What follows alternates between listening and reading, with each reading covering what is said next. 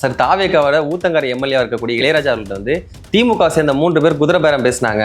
இதற்கு பின்னாடி வந்து செந்தில் பாலாஜி அவர்களும் அவருடைய தம்பி அசோக்குமார் அவர்களும் துணையா இருக்காங்க.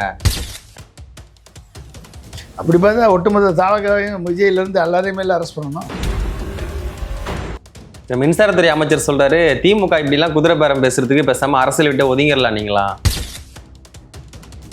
நிர்மல்குமார் உட்பட அரசியல் தலைவர்கள் எல்லாம், அமைச்சர்கள் எல்லாம் ஒட்டுமொத்தமாக அரசியல் சன்னியாசம் வாங்கிட்டு போயிட வேண்டியதானே. நான் வந்த உடனே போதைப் பொருளை ஒழிச்சிருவேன், சட்டம் ஒழுங்கு, பெண்களுக்கும் குழந்தைகளுக்கு எதிரான குற்றங்களை ஒழிச்சிருவேன் சொன்னதெல்லாம் யாரு? விஜய் அவர்கள்.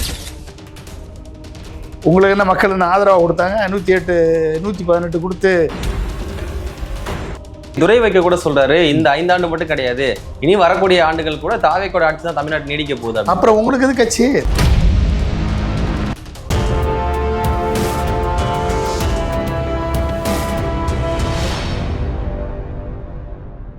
யூத் தமிழர்களுக்கு அன்பு வணக்கம். இன்றைய சிறப்பு நேர்காணல் நம்மோட இணைந்திருப்பவர் அரசியல் விமர்சகர் திரு பொன்ராஜ் அவர்கள். வணக்கம் சார். வணக்கம்ப்பா. எப்படிங்க சார் இருக்கீங்க?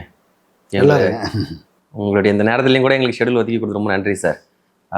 சார், தாவேக்காவோட ஊத்தங்கரை எம்எல்ஏ இருக்கக்கூடிய இளையராஜா அவர்கள்ட்ட வந்து திமுக சேர்ந்த 3 பேர் குதிரை பேரம் பேசினாங்க. இதற்கு பின்னாடி வந்து செந்தில் பாலாஜி அவர்களும் அவருடைய தம்பி அசோக்குமார் அவர்களும் துணையா இருக்காங்க. இவங்களுடைய தூண்டுதல் காரணமாக தான் இவங்க பேசியிருக்காங்க அப்படின்ற மாதிரி ஒரு புகார் அளிச்சு இப்போ 3 பேருமே கைது பண்ணியிருக்காங்க. திருநாவுக்கரசு, தியாகராஜன், நரேஷ் என்ற 3 பேரும் கைது செய்யப்பட்டிருக்காங்க. எப்படி சார் பாக்குறீங்க இதை? அப்படி பார்த்தா ஒட்டுமொத்த தாவேக்காவையும் விஜயிலிருந்து எல்லாரையுமே அரெஸ்ட் பண்ணணும். அவங்க குதிரை பேரம் பேசினாங்க. அப்புறம் ஃபர்ஸ்ட் குதிரை பேரமே அமமுகவினுடைய காமராஜர் தூக்குனாங்க. அப்போ அதுக்கு வந்து தினகரன் வந்து கவர்னர்கிட்ட பெட்டிஷன் கொடுத்துருக்காரு, நோ ஆக்ஷன். அடுத்து வரிசையாக குதிரை பேரத்தில் ஈடுபட்டு அதிமுகவை பிளவுபடுத்தினாங்க, அதுக்கு நோ ஆக்ஷன். அடுத்து ப்ரீபோல் அலையன்ஸில் இருக்கக்கூடிய திமுக கூட இருந்த கூட்டணி கட்சிகளை மினிஸ்டர் பதவி தரேன், நீங்கள் வந்துருங்கன்னு சொல்லி அவங்களுக்கு ஆசை வார்த்தை காட்டி ஒரு ஆதாயத்துக்காக அந்த கட்சிகளை கல்லாப்பட்டி கூட்டணியை வந்து ஹார்ஸ் ரைடிங் பண்ணி தூக்குனாங்க. ஆனால் சொன்னது மாதிரி அமைச்சர் பதவி கொடுத்துருக்காங்களா? ஆமாம் ஆமாம். அப்படின்னா ஹார்ஸ் ரைடிங் நடந்த உறுதியானா? இல்லைன்னா எப்படி வரும்? மினிஸ்டர் பதவினானது பதவிக்கும் பணத்திற்கும் ஒரு எம்எல்ஏக்களை விலைக்கு வாங்கி ஒரு போஸ்ட்போல் அலையன்ஸ் வைக்கிறது, ப்ரீபோல் அலையன்ஸ் இல்லாமல் ஒரு போஸ்ட்போல் அலையன்ஸ் வைக்கிறது, இது ஹார்ஸ் ரைடிங் எல்லாமே என்னது? அது மட்டும் இல்லாமல் அதிமுக வந்து தொடர்ந்து எம்எல்ஏக்கள் விலகிக்கிட்டே இருக்காங்க. ஆனால் தானாக தானே விலகுறாங்க. யாரும் முன் வந்து எங்களை இந்த மாதிரி பணத்துக்கு பேரம் பேசுகிறாங்கன்னு யாரும் குற்றச்சாட்டு வைக்கல. ஏற்கனவே போய் பார்த்துட்டார்ல, முதல்லையே பார்த்தாச்சு, முதல்லையே சோபா போயாச்சு. ஏற்கனவே வேலுமணி குரூப்பை போய் தனியாக போய் பார்த்து ஃபஸ்ட்டு அடிப்படை விதை போட்டாச்சு இல்லை. இப்போ அது கொஞ்சம் கொஞ்சமாக நடக்குது, அவ்வளோதான், ஃபேஸ் வைஸாக நடக்குது. அப்போ இதுக்கெல்லாம் பார்த்து அரெஸ்ட் பண்ணணும்னு நினச்சா அப்போ ஒட்டுமொத்த கேபினட்டையெல்லாம் அரெஸ்ட் பண்ணணும். இதுல செந்தில் பாலாஜி பேர் எதனால சார் ஈடுபடுது? யாரு? செந்தில் பாலாஜி அமைச்சர், முன்னாள் அமைச்சர் செந்தில் பாலாஜி பேர் இதில் ஈடுபடுது. இது யாருக்கு தெரியும்? இது யாரு? 3 பேர், யாரோ 3 பேர் அரெஸ்ட் பண்ணியிருக்காங்க. ஓகே, இவங்க எம்எல்ஏக்களை கூட்டு போய் என்ன பண்ண போறாங்க? ஒரு எம்எல்ஏ கூட்டு போய் என்ன பண்ண போறாங்க? ஒரு எம்எல்ஏ கூட்டு போய் யாருக்கு என்ன பலன்? சபாநாயகருக்கு எதிராக வந்து தீர்மானம் நிறைவேற போறதாகவும் அதுக்கு ஓட்டு போடுற மாதிரி என்ன தீர்மானம் நிறைவேற போகுது? 2/3 வேணுமா இல்லையா? அதனால என்ன பிரயோஜனம்? ஒரு எம்எல்ஏ தூக்கி என்ன பிரயோஜனம்? 2/3 தூக்குனா 20க்கும் மேற்பட்ட எம்எல்ஏகள் தான் அந்த மாதிரி அவங்க குதிரை பேரம் பேசுறாங்கன்ற மாதிரி ஒரு எம்எல்ஏ தானே கம்ப்ளைண்ட் பண்ணியிருக்காரு. 20 மேற்பட்ட எம்எல்ஏக்கள்னா எங்க? அது என்னன்னா ஆதாரம்ங்க. ஆதாரம் இல்லாமல் என்ன வேணாலும் பண்ணிக்கலாமா? என்ன இது உங்களுக்குன்னா வந்த ரத்தம், அவங்களுக்கு வந்தா தக்காளி சட்னியா? மின்சாரத்துறை அமைச்சர் சொல்றாரு, திமுக இப்படிலாம் குதிரை பேரம் பேசுறதுக்கு பேசாம அரசியல் விட்டு ஒதுங்கிடலாம் நீங்களா அப்படின்ற மாதிரி ஸ்டாலின் அவர்கள் உட்பட திமுக காரங்க எல்லாருமே சொல்றாரு சார். குதிரை பேரை நடத்தி ஆட்சியை தக்க வச்சு ஆட்சி மேலே தினமும் ஒரு குற்றச்சாட்டு சொல்லிக்கிட்டு தினமும் வந்து எதிர்ப்பவர்களை மேலே வந்து பழிவாங்கும், அரசியல் பழிவாங்கும் நடவடிக்கை எடுத்துக்கொண்டிருக்கக்கூடிய நிர்மல்குமார் உட்பட அரசியல் தலைவர்கள் எல்லாம், அமைச்சர்கள் எல்லாம் ஒட்டுமொத்தமாக அரசியல் சன்னியாசம் வாங்கிட்டு போயிட வேண்டியதானே. உங்களுக்கு எது கட்சி? உங்களுக்கு என்ன மக்கள் என்ன ஆதரவாக கொடுத்தாங்க? 108 118 கொடுத்து அறுதி பெரும்பான்மை கொடுத்து ஆதரவு அடிச்சு அரசியல் ஆட்சி அமைங்க என்ன ஆதரவு கொடுத்தாங்களா என்ன? சொல்லுங்க. நீங்க எப்படி ஆட்சி அமைச்சிங்க? அந்த குதிரை பேரத்தில் ஈடுபட்டு தானே ஆட்சி அமைச்சிங்க. அப்போ இன்னமும் குதிரை பேரத்தில் ஈடுபட்டு அதிமுகவை காலி பண்ணிட்டு தானே இருக்கீங்க. இப்போ அண்மையில திமுக கூட்டந்து விலகின துரை வைகோ அவர்களாக இருக்கட்டும், அவங்க சொல்றது என்னன்னா, திமுகனாலே கலெக்ஷன், கரப்ஷன், கமிஷன், அந்த கட்சி கூட நம்ம எப்படி கூட்டணியில் இருக்க முடியும் அப்படின்ற மாதிரி பகிரங்கமாக குற்றச்சாட்டு சுமத்திருக்காரு. வைகோலாம் he lost his credibility. Vaiko அப்படின்ற பேர் வந்து முந்தி நாங்கள்லாம் மாணவர்கள் கால இளமை பருவத்தில் அப்படியே அனல் பறக்கும், இந்த ஸ்பைரி ஸ்பீச். ஆமாம், அந்த அளவுக்கு வந்து ஒரு போராளியாக, களப்போராளியாக, உண்மையாக பாடுபடக்கூடியவராக, களத்தில் போராடுபவராக இருந்தார். பல்வேறு பிரச்சனைகளுக்கு அவர் போராடிருக்கார். பல்வேறு பிரச்சனை எனக்கு கருத்து வேறுபாடு இருக்குது, அது தனி. நீட்டு நோடெலாம் எதிர்த்து போராடி நாசகார நீட்டு நோன்னு சொல்லி மக்கள் மத்தியில் தவறானதை பரப்பி எதிர்கால இளைஞர்களின் கனவுகளை நாசப்படுத்தியவர் வைகோ. நீட்டு நோ திட்டம் வரவிடாமல் செஞ்சு. ஸோ இப்படியெல்லாம் வந்து பல்வேறு திட்டங்களை வந்து அவர் பல்வேறு முல்லை பெரியாருக்கு அணைக்க குரல் கொடுத்துருக்காரு. இப்படி பல்வேறு இதுக்கு குரல் கொடுத்துருக்காரு, தொடர்ந்து போராடி இருக்காரு. ஆனால் அவரது அரசியல் வாழ்க்கை திமுகலேருந்து வெளியேற்றப்பட்ட பிறகு கிட்டத்தட்ட ஒரு 50% மேலே மாவட்ட செயலாளர்கள் வைகோ பின்னால் போனாங்க. 10க்கு மேற்பட்டவர்கள் தங்கள் உயிரை தியாகம் செய்தார்கள், தீக்குளிச்சு செத்தாங்க.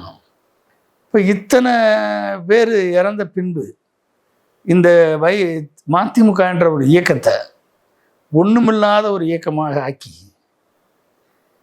ஒரு தனித்து நின்று போராடி வெற்றி பெறக்கூடிய ஒரு இயக்கமாக இன்ன வரைக்கும் போனோம். ஒரு 3 மாதத்துக்கு வரைக்கும் நடைபயணம்லாம் போனார். அவர் உடம்பு சரியில்லாதப்ப கூட நடைபயணம் போனார். அந்த அளவுக்கு வலிமையுள்ள ஒரு ஆள் தான் வைகோ. ஆனால் அவரது கொள்கை நிலைப்பாடு வந்து டோட்டலாகவே வந்து இஸ் அ கரப்டடு மைண்டு. அவருடைய மைண்டு வந்து ஒரு கரப்டடு மைண்டு. அவர் மைண்டு வந்து சரியான மைண்டு கிடையாது. அப்போ என்ன ஆகும்? அப்போ அவரை பின்பற்றி வந்த அத்தனை பேரும் இன்றைக்கி வந்து மதிமுக இல்லை, எல்லோரும் போயிட்டாங்க. கணேசமூர்த்தின்னு ஒருத்தர் இருப்பார், அவருக்கு எம்பி பதவியெல்லாம் வாங்கி கொடுத்தாரு. அவர் எப்பயுமே டெல்லியில் இருப்பார். நான் டெல்லியில் இருக்கப்போ எப்பயுமே டெல்லியில் கணேசமூர்த்தி எம்பி வீட்டில் தான் இவர் போய் தங்குவார். அவர் தூக்கு போட்டு தற்கொலை பண்ணி செத்து போயிட்டார். மல்லை சத்யா கூட வெளில வந்துட்டார். மல்லை சத்யா வெளியே வந்துட்டார். என்ன இப்படி வந்து கிணத்துல குதினா மல்லை சத்யா குதிப்பார், அவரை வெளியேற்றிட்டீங்க. அப்போ எல்லாத்தையும் எப்போ பதவி ஆசை வெட்கம் அறியாது என்பதற்கு எடுத்துக்காட்டு வந்து வைகோவுக்கு எதுக்கு ஒரு மதிமுகன்ற ஒரு கட்சி, இந்த கட்சியை கலைச்சிட்டு பேசாமல் தாவேக்கால போய் ஐக்கியமாயிருங்க. இன்றைக்கு துரை வைக்க கூட சொல்றாரு, இந்த 5 ஆண்டு மட்டும் கிடையாது, இனி வரக்கூடிய ஆண்டுகள் கூட தாவேக்கோட ஆட்சி தான் தமிழ்நாட்டு நீடிக்க போகுது. அப்புறம் உங்களுக்கு எது கட்சி? தாவேக்கா ஆட்சி தான் நீடிக்க போறேன்னா உங்களுக்கு எது ஏன் கட்சி? கூட்டணியில் இருப்பாங்க, அமைச்சரவையில் பங்கு. என்ன கூட்டணியில் இருப்பேன் அமைச்சரவை? நீங்க 2 பேரும் அமைச்சரவையில் பங்கு வைக்கிறது உங்களுக்கு பின்னால வந்து இளைஞர்கள்லாம் வந்து வாழ்க்கையை தொலைச்சிட்டு நிற்கணுமா? நீ வந்து 2 எம்எல்ஏக்கள் திமுகவுடைய உதயசூரியன் சின்னத்தில் நிற்க சொல்லும் போதே கமலஹாசன் சொன்னது மாதிரி எங்கள் சின்னத்தில் நிற்கலைன்னா எங்களுக்கு எம்எல்ஏ சீட்டை வேணாம்னு சொல்லிட்டு வந்திருந்தீங்கன்னா நீ மானஸ்தன். அது கூட்டணியில் இருந்துக்கிட்டு எம்எல்ஏ சீட்டை வாங்கிட்டு மகனுக்கு எம்பி பதவி வாங்கிக்கிட்டு எல்லாத்தையும் அனுபவிச்சுக்கிட்டு கொள்கை கூட்டணியில் நான் உறுதியாக இருப்பேன்னு சொல்லிட்டு பின்னால் இப்படி முதுகுல குத்துறது வைகோவுக்கு அழகா? சீட்டு கம்மியா கொடுக்குறாங்களா சார்? கடந்த முறை 6 சீட்டு கொடுத்துருந்தாங்க, இந்த முறை 4 சீட்டு தான் கொடுக்கும் போது அப்ப இப்போ சின்னத்தையே தக்க வைக்க முடியல இல்லையா உங்களால? அவர் எப்படி சீட்டு கொடுப்பாங்க? சின்னத்திலே போட்டியிட விட மாட்டாங்க திமுக. ஏன் யாரு போட்டியிட விடல? எப்படி போச்சு உங்க சின்னம்? உங்க சின்னம் என்ன சின்னம் சொல்லுங்க? உங்க சின்னம் என்ன சின்னம்? பம்பரம் தானே. மதிமுகனா பம்பரம் தானே. பம்பரம் சின்னம். அப்போ ஏன் பம்பரம் சின்னம் போச்சு சொல்லுங்க? ஒரு முறை வத்திக்குச்சி சின்னத்தை நின்றுருக்காங்க, ஆனா அதுக்கப்புறம் நிக்க விடல. ஏன் பம்பரம் சின்னம் போச்சு? நீங்க கூட்டணி மாறி மாறி மாறி மாறி உங்க நிலைப்பாட்டை மாறி மாறி எடுத்ததுனால மக்கள் வந்து உங்க மேல நம்பிக்கை இழந்து விட்டார்கள். சரியா? அப்ப மக்கள் உங்களுடைய செயலினால் மக்கள் நம்பிக்கை இழந்ததுனால நீங்க வந்து அதிகமான தொகுதிகளில் வெல்ல முடியல. கரெக்டா? அதனால சின்னத்தை இழந்து நிற்கிறீங்க. இப்போ சின்னத்தை இழந்து சுயேட்சை சின்னத்தில் போட விடுவாங்க திமுக? நான் முடியாது, எனக்கு வந்து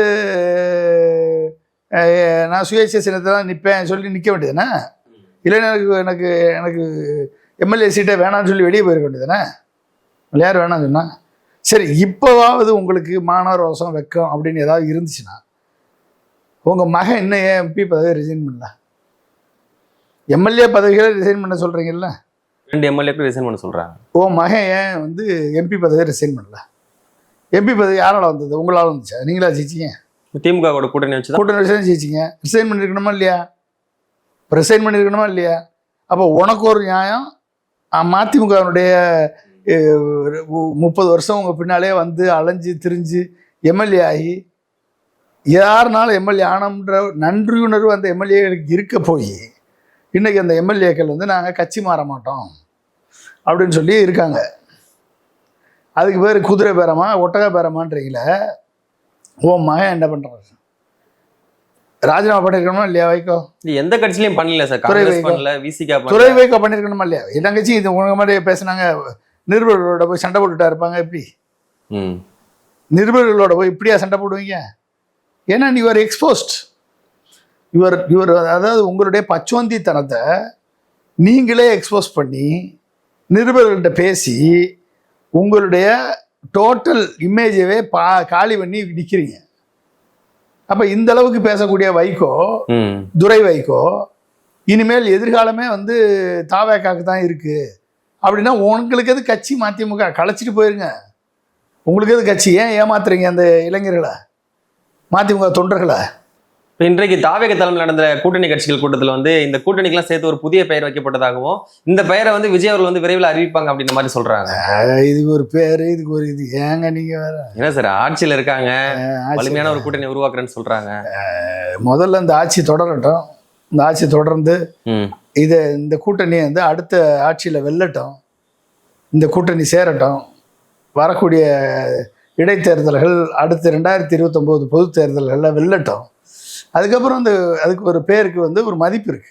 முன்னாள் முதல்வர் ஐயா ஸ்டாலின் அவர்கள் சொல்லியிருந்தாங்க, இந்த எப்போ வேணாலும் தமிழ்நாட்டில் தேர்தல் வரலாம், 6 மாதத்துல வரலாம், 1 வருடத்தை கூட வரலான்னு. இந்த எதை வச்சு சார் சொல்றாங்க? இந்த கூட்டணி கட்சிகள்லாம் திரும்ப வெளியே வந்துருவாங்களா? என்ன நிலைப்பாட்டில் அப்படி சொல்றாங்கன்னு நினைக்கிறீங்க? அது அவர்கிட்ட தான் கேட்கணும். நம்மளுக்கு என்ன தெரியும்?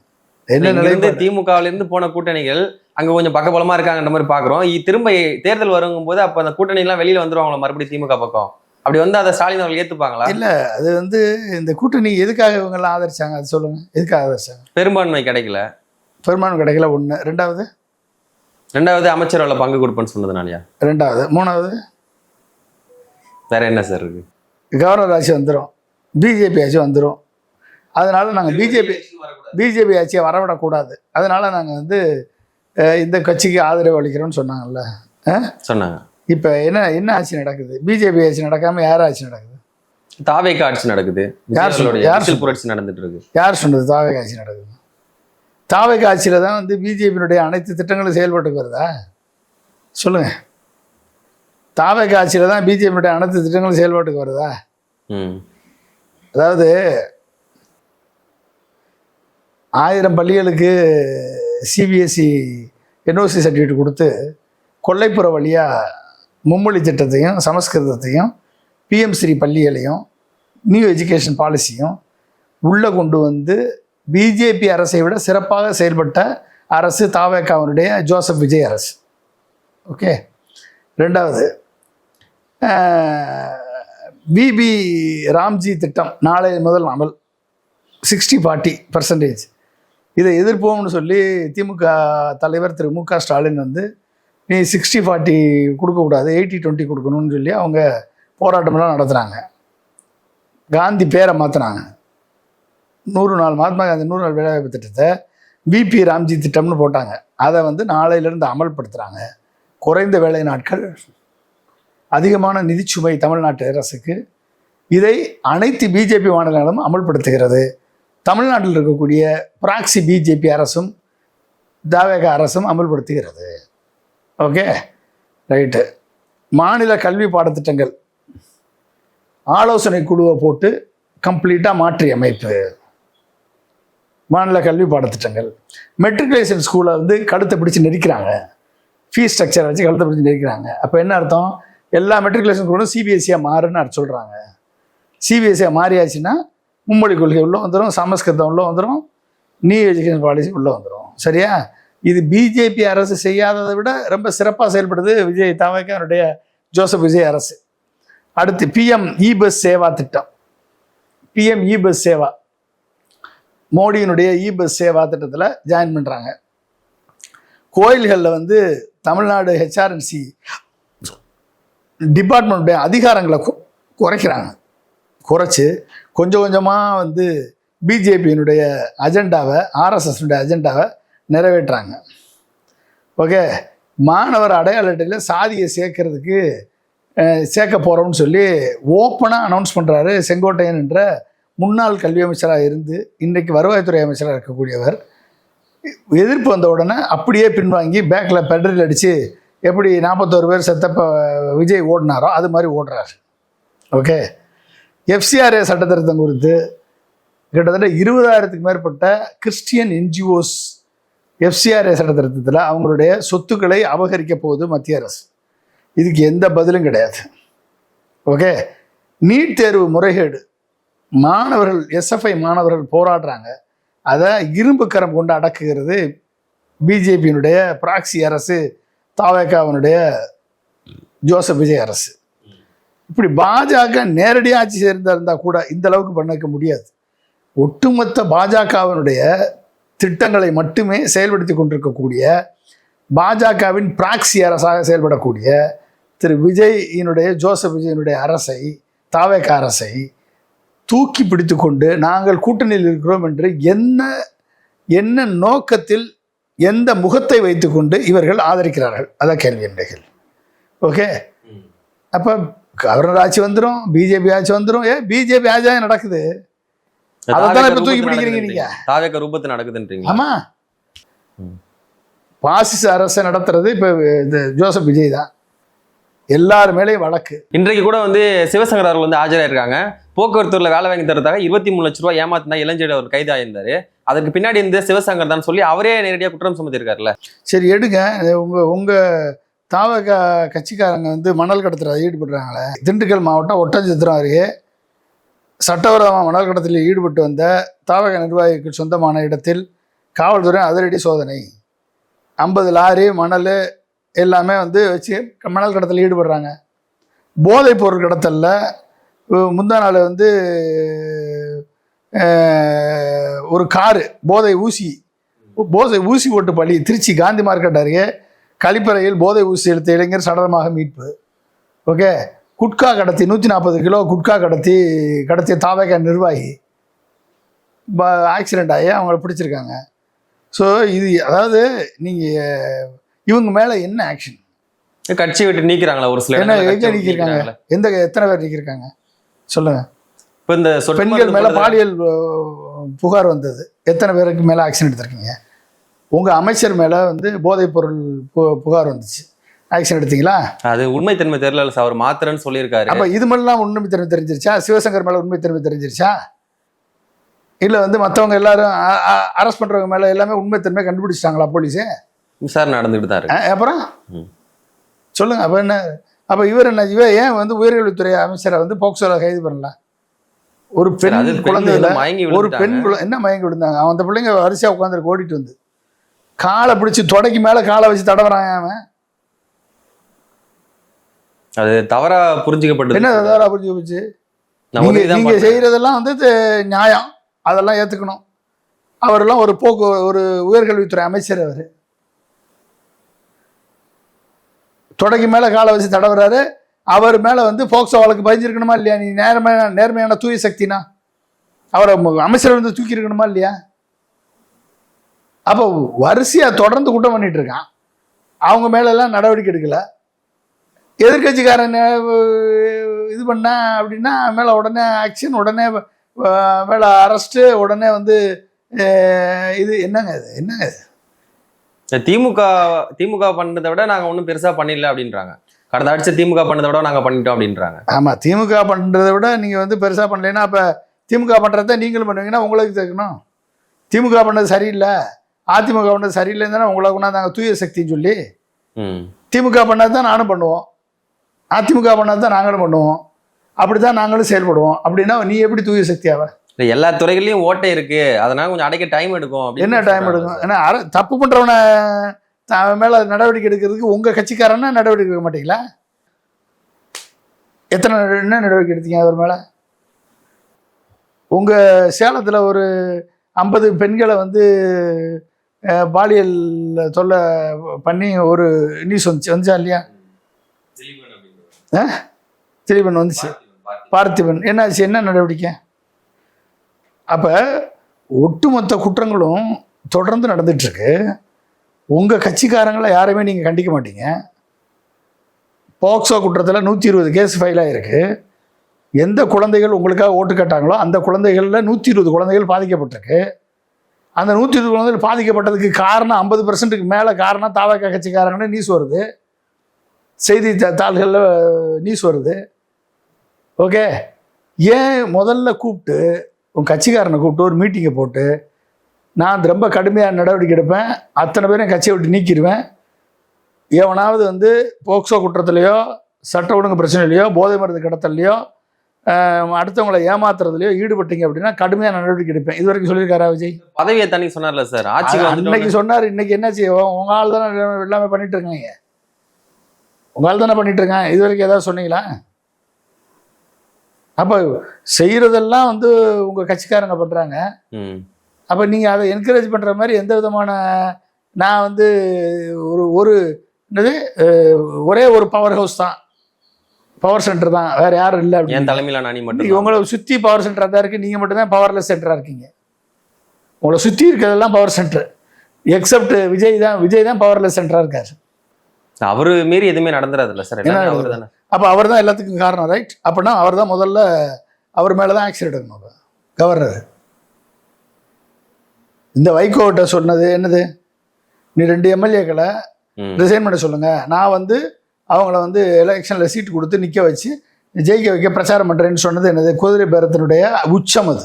நிர்மல்குமார் அப்படிலாம் சொல்லலன்னு சொல்லியிருக்காரு. எப்படி சொல்லல? சொன்னேன்னு வைக்கவே ஓபன் ஸ்டேட்மெண்ட் சொன்னாலுமே கட்சியோட சேர்ந்த அமைச்சர் சொல்றாரு. அமைச்சருக்கு என்ன? அமைச்சர் என்ன கூட உட்காந்து பார்த்தாரு? அவரு வைகோ தானே போய் பார்த்தாரு 1.25 மணி நேரம். வைகோ பார்த்துட்டு வந்து வெளியே வந்து என்ன சொன்னாரு? நான் வந்து முல்லை பெரியார் இதை பற்றி பேசினேன், அதை பற்றி பேசினேன், இதை பற்றி பேசினேன்னு சொல்லிட்டு உள்ளே போய் என்ன பேசிட்டு வந்திருக்காரு இந்த வைகோ? உள்ளே போய் எம்எல்ஏக்களை ரிசைன் பண்ண சொல்கிறேன்னு சொல்லி டீலிங் பேசிட்டு வந்திருக்காரு, குதிரை பேர டீலிங் பேசிட்டு வந்திருக்காரு 1.25 மணி நேரம் விஜய்கிட்ட போய்.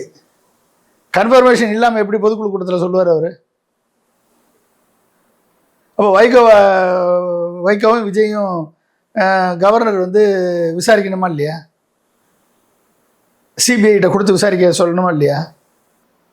யாரும் புகார் கொடுக்கல சார். இந்த கொடுத்துட்டாங்களே, ஆல்ரெடி ஆர்எஸ் பாரதி கொடுத்துட்டாரு, ஆல்ரெடி எடப்பாடி கொடுத்துருக்காரு. எந்த கொடுத்த குற்றச்சாட்டுக்கெல்லாம் என்ன விசாரணை நடத்திருக்கு சொல்லுங்க பாப்பா. இப்போ கரூர்ல இருந்து அவர் ஓடி போயிட்டாரு சொன்னீங்க, அடுத்த வாரம் போய் கரூர் மக்களை சந்திக்க போறாரு. எங்க நீங்க வேற, கரூர் மக்களை செத்தவன் தான், போனவன் தான்.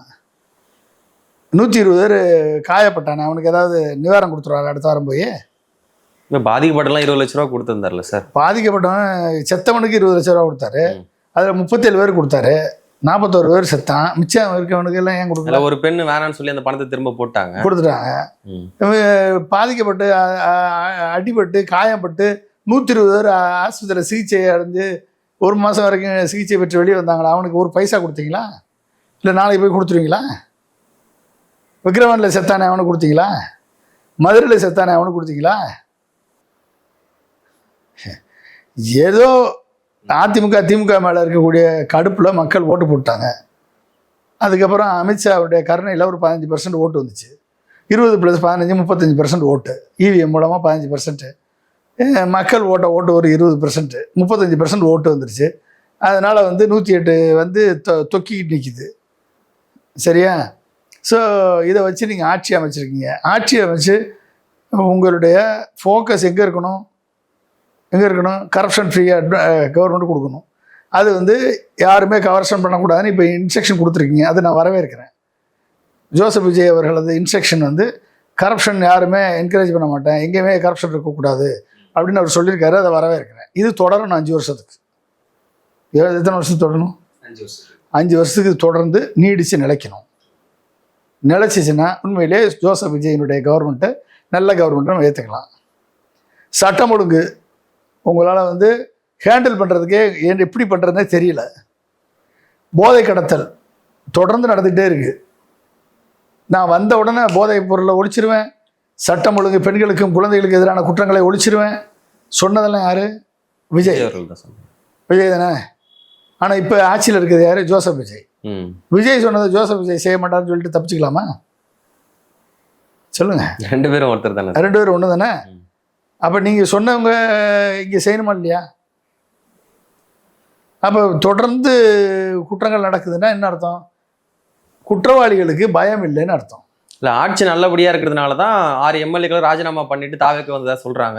இடைத்தேர்தலில் கூட அவங்கள நீ முன்னிறுத்தி வெற்றி பெற ஆட்சி நல்லா இருக்குன்றதுக்கு யார் சர்டிஃபிகேட் கொடுக்குறது? வரவங்க எல்லாருமே நல்ல ஆட்சி தான் போயிட்டு இருக்கு. அவனுக்கு என்ன பணத்துக்காக எம்எல்ஏக்கள் இனிமேல் வசந்த காலம் கிடையாது. அதிமுக இருந்தா எடப்பாடி அவ்வளவுதான் முடிவு பண்ணி எடப்பாடிட்ட இருந்தா இனிமேல் வசந்த காலம் கிடையாது, எடப்பாடி இருந்தால் ஜெயிக்க முடியாது, இனிமேல் விஜய்கிட்ட போய் சரண் அடைஞ்சிருவோம்னு சொல்லி போறாங்க. இது அற்றகுளத்து அறுநீர் பறவைகள். ஓகே, இந்த ஊழல் பண்ண எம்எல்ஏக்களும் அமைச்சர்களும் அங்கே போனால் வாஷிங் மிஷினில் போட்டு பிஜேபி வாஷிங் மிஷின், அங்கே சென்ட்ரலில் பிஜேபி வாஷிங் மிஷின் வச்சுருக்காங்க, இங்கே தாவேக்கா வாஷிங் மிஷின் வச்சுருக்கு. வெளுத்து உள்ள கொண்டு போய் சேர்த்து தூய் ஆட்சி கொடுப்பாங்க. திருந்தி கூட போயிடலாம்ல சார். இதுக்கு முன்னாடி தவறு பண்ணியிருந்தா கூட இதுக்கப்புறம் திருந்தி என்ன திருந்தி போவாங்க? ஜெயிக்கிறது ஏடிஎம்கேல, ரெட்டலை இல்லை. அப்போ ரெட்டலை நின்றதே குற்றமா பாவமா? அப்போ மொட்டை அடிச்சுட்டு போங்க எல்லாரும் ஏடிஎம்கேல ரெட்டலையில் நின்று பாவம்னு சொல்லி மொட்டை அடிச்சுட்டு திரிவேணி சங்கமத்தில் போய் குளிச்சுட்டு ஓகே போய் சேருங்க, நீங்கள் பாவம் பண்ணீங்கன்னு. ஏடிஎம்கே நின்னது பாவமா? அப்போ உங்கள் மக்கள் ஏடிஎம்கேல ரெட்டலைக்கு ஓட்டு போட்டு உங்களை தேர்ந்தெடுத்த மக்கள் துரோகிகளா? சொல்லுங்க.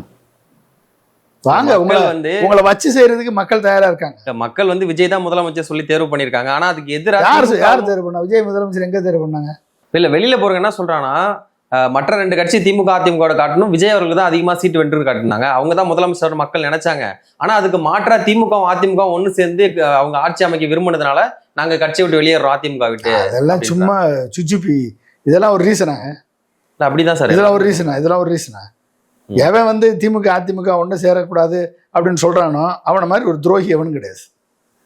அவனை மாதிரி ஒரு அரசியல் அறிவிலி எவனும் கிடையாது. ஏன் அப்படி சொல்றீங்க? அவங்க அரசியல் அறிவிலி எவனும் கிடையாது. சிபிஐ, சிபிஎம், மார்க்சிஸ்ட், லெனினிஸ்ட் 3 பேர் ஒன்று சேரலாம். ஏடிஎம்கே டிஎம்கே ஒன்று சேரக்கூடாதா? ஏங்க, தேசியவாத காங்கிரஸ் ஒன்று சேரலாம். ஏடிஎம்கே டிஎம்கே ஒன்று சேரக்கூடாதா? இது கம்யூனிஸ்டும் காங்கிரஸும் கேரளாவில் எதிர்த்து போடலாம், இந்தியா கூட்டணியில் ஒன்று சேரலாம்.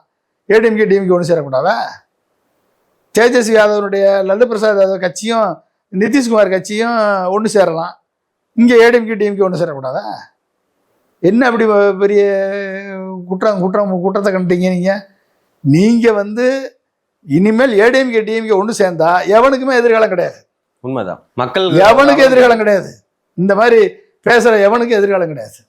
இல்ல மக்களுக்கு இவங்க மேல நம்பிக்கை போயிடல சார்.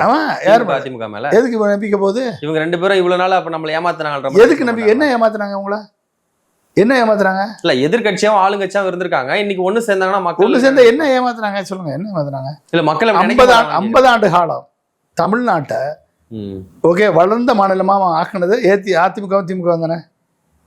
அதிமுகவும் திமுகவுடைய ஆட்சியில் தானே வளர்ந்த மாநிலமா ஆக்குச்சு. ஆனாலும் கூட மற்ற கட்சிகள் தான் இதை விட இன்னும் மேல போயிருக்கோம். எங்க போயிருக்கோம்? எங்க காமிக்க சொல்லுங்க. இந்த 5 வருஷம் பார்க்க தானே போறோம். பொருளாதாரத்தில் 11.19% கொண்டாந்து விட்டுருந்தாரு திரு ஸ்டாலின். நீங்க எவ்வளவு கொண்டு வர போறீங்க? நம்ம கண்ணு முன்னாடி பார்க்க தானே போறோம். வாக்குறுதல் நிறைவேற்ற முடியாது. அப்புறம் நீ கொடுத்த வாக்குறுதியே 4 லட்சம் கோடி எக்ஸ்ட்ரா. ஏற்கனவே பட்ஜெட் 4 லட்சம் கோடி. நீ கொடுத்த வாக்குறுதி 4 லட்சம் கோடி. நீ வந்ததுலயே எந்த வாக்குறுதி நிறைவேற்றலையா? எல்லாத்துலயுமே ஃபெயிலியர். திமுகவுடைய வாக்குறுதி நிறைவேற்றாரு சொல்றீங்க. அப்ப வேற என்ன? எக்ஸிஸ்டிங் திட்டத்தை தொடர்ந்து நடக்குது. வேற என்ன? எல்லாத்துலயுமே ஃபெயிலியர். அதுக்கு நிதி ஒதுக்கணும்ல சார். நிதி ஏன் நிதி தான் வருது. மாசம் 25,000 கோடி வருது. நிதி ஏன் இல்ல? கஜானா காலின் எவன் சொன்னது? அவர் தானே சொன்னாரு. எவன் சொன்னது? அது அப்ப கஜானா காலின் சொன்னேன்னா உனக்கு ஆள தெரியலன்னு அர்த்தம். கஜானா காலின் எவன் சொல்றானோ அவனுக்கு ஆள தெரியலன்னு அர்த்தம். அவனுக்கு ஒரு ஆட்சியுடைய நிர்வாகத்தினுடைய அடிப்படை புரியலைன்னு அர்த்தம். சும்மா திமுக மேலேயும் அதிமுக மேலேயும் குற்றச்சாட்டு சொல்லிக்கிட்டு கார் ஸ்டேடிங் பண்ணிக்கிட்டு உங்களை தூக்கி சமக்கக்கூடிய கட்சிகளை அவங்க முன்னால் துண்டு போடுறது யாருக்கு? காங்கிரஸுக்கும் விசிகாவுக்கும் கம்யூனிஸ்டுக்கும் ஐஎம்எலுக்கும் துண்டு போடுறீங்க. பின்னால் அதிமுக எம்எல்ஏக்களை கொண்டாந்து பின்னால் சேர்த்துக்கிட்டே இருக்கீங்க. நாளைக்கு 15 பேர் சேர போகிறாங்களாம். அப்போ எத்தனை பேர்? 20 பேர் 30 பேருக்கு நாளைக்கு எலெக்ஷன் வச்சு தனிப்பெரும்பான்மை வாங்குறதுக்கு மக்கள்கிட்ட திரும்பி போய் சொல்லி அழுது எனக்கு தனிப்பெரும்பான்மை இல்லை, அதனால் திமுக என்னை ஆட்சி அமைக்க விட மாட்டேது, செய்ய விட மாட்டேது, அதனால் எனக்கு தனிப்பெரும்பான்மை கொடுங்கன்னு சொல்லி மக்கள்கிட்ட போய் அழுது அவங்கள இருக்கட்டும் பாவம் பண்ண அவர் என்ன செய்வார் பாவம், அவர் இப்போ தானே வந்திருக்காரு அப்படின்னு சொல்லி திரும்பி ஓட்டை போட்டு அந்த ஒரு 20 எம்எல்ஏக்கள் தேவைக்காக வந்து ஆச்சு அப்படின்னா காங்கிரஸ் விரட்டப்படும், விசிகா விரட்டப்படும், கம்யூனிஸ்ட் விரட்டப்படும், ஐஎம்எல் விரட்டப்படும். தாவைக்காலேருந்து விரட்டப்படுவாங்கன்றீங்க. ஆமாம், தாவைக்காலேருந்து விரட்டப்படும். அவங்க தேவையில்லை. அப்புறம் அவங்க தங்களை நம்பி வந்தவங்களுக்கு அமைச்சரவை பங்கு கொடுத்தவங்க எப்படி சார் விரட்டுவாங்க? என்ன விரட்டினா ஒன்றும் இல்லாத பல்லு இல்லாத அமைச்சராக்கிடுவாங்க. பல்லு இல்லாத அமைச்சராக்கி உங்களை அவமானப்படுத்தினா எவ்வளோ நாளைக்கு இருப்பீங்க நீங்கள்? அவங்களாவே வெளியேறும். ஆமாம், அவங்களா வெளியேறுவாங்க. முடிஞ்சு போச்சு. உங்களோட நேரத்தை ஒதுக்கி நிறைய தகவல்கள் பகிர்ந்தீங்க. மிக்க மகிழ்ச்சி. நன்றி. மிக்க நன்றி.